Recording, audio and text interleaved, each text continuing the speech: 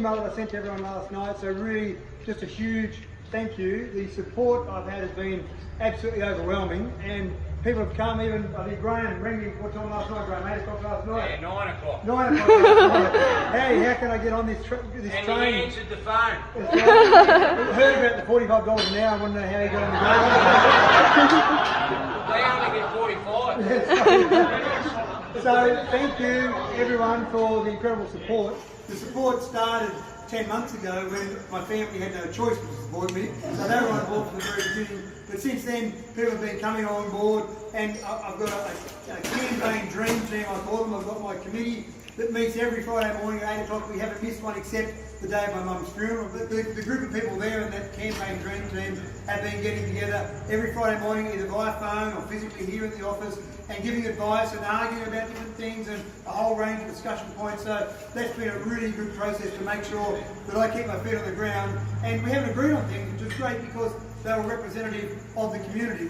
We had people on their age 19, we had people on their age, I better say the oldest age there, but older than 19. And we had people from Trengy and Dubbo and Narromine and Mudgee and Golgong and Wellington. So there was a great group of people there. But as we went along the road, lots of people jumped on board and wanted to be part of this whole scene that we've got here. When you look around, people that walked in here that haven't been here before, just looked around the people and went, wow, what a great group of people you've got here supporting you. Unfortunately, we've got some people like Mudgee supporting me as well, and they haven't come across. But we've got a smaller group, but just as diverse and just as dedicated a group over there that are enjoying the Mudgee party as well. Obviously, there are other people that couldn't make it that were in Trengy or Narromine or Wellington or Golgong, so thank you to those people as well. But thank you really to everyone here. You jumped on board, you believed in me, and that was a really important thing, that you had that belief in me. And I heard people talking at polling booths and during pre-polling, or I saw people jump online on Facebook and defend me, and what I saw in all of those people was a belief. And I didn't give you the magic needle that made you suddenly believe everything I said. You just had a core belief in what I was doing, a core belief that I could make a difference, and a core belief in the attitude and the way that I wanted to go about this campaign. And sometimes at our campaign meetings, our committee meetings, there'd be frustration with me because someone would say, oh look, the National Party's doing this, you've got to go out and attack them. And I went, no, that's not the style. That's not the way I want to do it. I want to be able to sit there on the Sunday after the election and hold my head high and say, I did it the right way.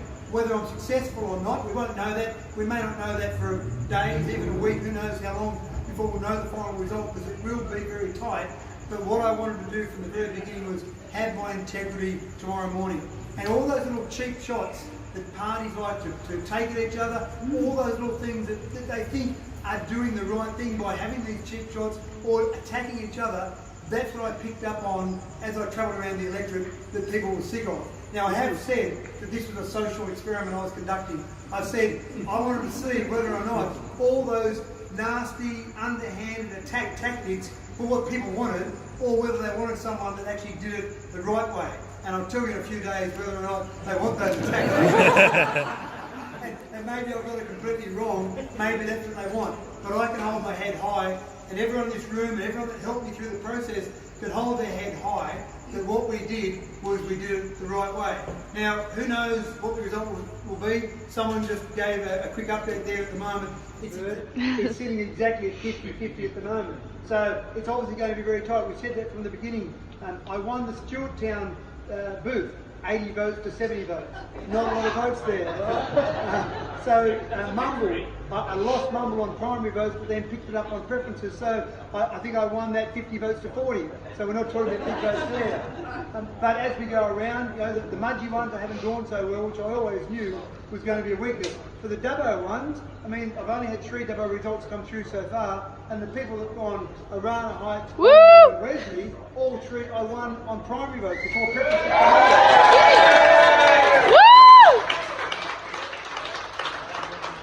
So that is fantastic, but again, I always knew that Dubbo would be my stronghold, so what we've really got to do is hope that the results in the Mudgees, in the Golgongs, in the Trengies, in the Narromines, the Wellington, all of those come in strongly as well. I don't know those results yet, I've only got bits and pieces coming through, but probably the best one is that ABC one, that you can see the 2-party preferred, and you can see the individual preferences. Probably the most frustrating part is that the Shooters Party weren't giving any preferences out, and they find probably equivalent of the Labor Party, which is surprising to a certain extent.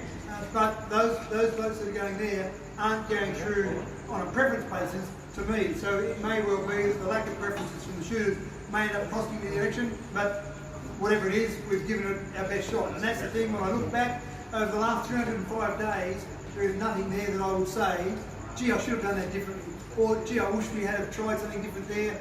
We've done things in a way that I think has been a very fair, honest, and a way that's been wrapped with integrity. And if we're not successful, we're not successful. But again, I'm not going to look back on any of it and have any regrets about it all. So thank you to everyone. Thank you for the incredible support that you've shown me. Thank you for the incredible support you've shown democracy. You've really shown that it doesn't need to come down to the old-fashioned two-party system where all people do is vote the way they voted last time, or the way that parents voted, or the way they traditionally voted.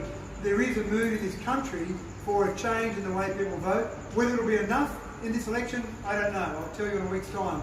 Hopefully it will be enough. But what we have shown is that one individual with a whole heap of support can make a difference. And that's been important.